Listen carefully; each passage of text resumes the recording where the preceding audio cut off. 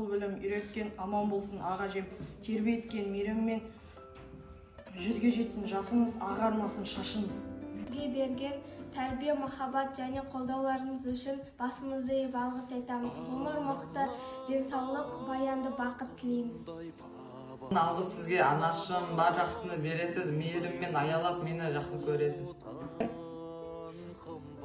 Сізге, анашым, бар жақсыны бересіз, мейіріммен аялап мені жақсы көресіз.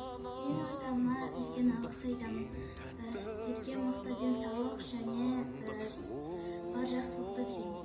Ұстаз анаға үйрететін білімін, рахмет ұстаз әкеге биіктете ғұмырын.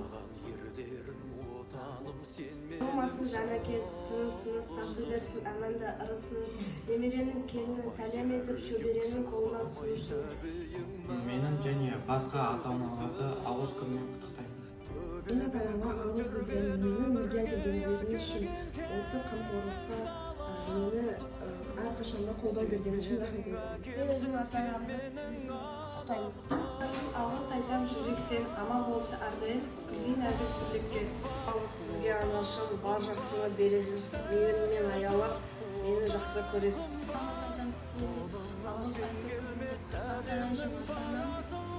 болмасын жүзінде, ауырларын көресіз, мың алғыс айтам Сізге алғыс айту күніне қарай сізге шексіз ризашылығымды білдіремін.